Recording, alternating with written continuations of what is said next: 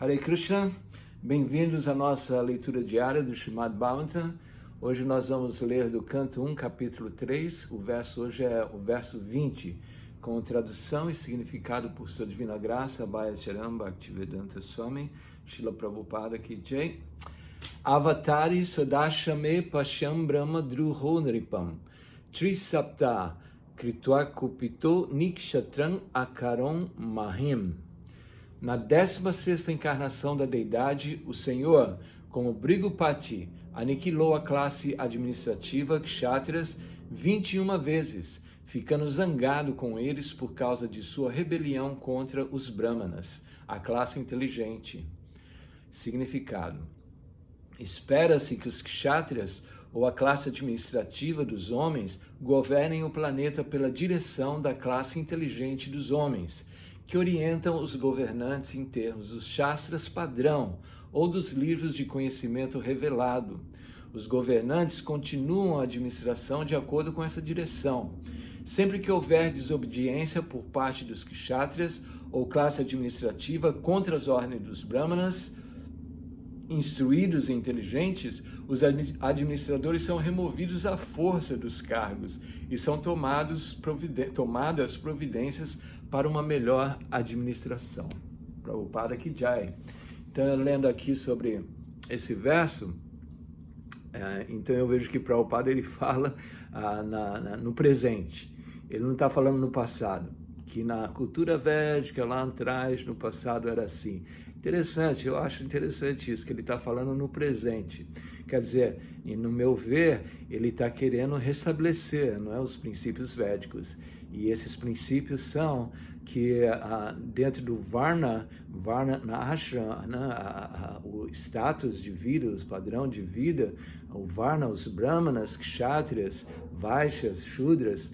Então, os Brahmanas, eles são a cabeça da sociedade. Eles têm conhecimento das escrituras e assim eles instruem os Kshatriyas, os Vaishyas, os Shudras. E os Kshatriyas, eles devem governar os seus súditos, não é? Baseado nas instruções dos Brahmanas. E quando os Brahmanas não estão satisfeitos, eles devem remover os Kshatriyas dos seus postos. Não é? Assim, nós lemos anteriormente como os Brahmanas, eles mataram o rei Vena, não é? Porque ele era um mau administrador. Então, assim, os Brahmanas, eles têm esse poder, ou devem ter esse poder, não é? Devemos restabelecer os princípios védicos por termos Brahmanas puros na sociedade, que Brahmanas com conhecimento filosófico e assim possam guiar a sociedade. Então aqui a 16ª encarnação se descreve como Brigupati, que também é conhecido como Parashurama. Parashurama, aquele que é um Kshatriya, não é? Que destruiu a ordem Kshatriya 21 vezes. Na verdade, ele era Brahmana por nascimento e ele atuou como um Kshatriya. Ele é descrito como sendo um Shaktyavesha avatar. Então, dentro da sociedade, nós temos que atuar dentro de nossa própria condição. Se somos Brahmanas, devemos atuar como Brahmanas. Se somos Kshatriyas, devemos atuar como Brahmanas. No Bhagavad Gita, no 3º capítulo, Krishna explica que é melhor nós executarmos nossos deveres, mesmo que sejam imperfeitos, do que executar os deveres de outros. Então, assim que nós temos nossos deveres, não podemos imaginar ou pensar que somos mais do que deveríamos ser. Não é? Por exemplo, se eu sou um brahmachari e quero atuar como um sannyasi, ou sou um shudra e quero atuar como um brahmana, não, nós devemos nos situar na nossa condição.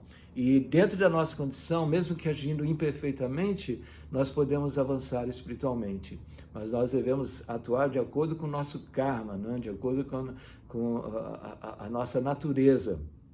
Claro que Prabhupada explica que um devoto avançado, ele já supera, ele transcende os modos da natureza material, e assim ele pode atuar dentro de qualquer ashram, que é o caso de Parashurama. Parashurama era um Brahmana, mas ele atuou como um Kshatriya.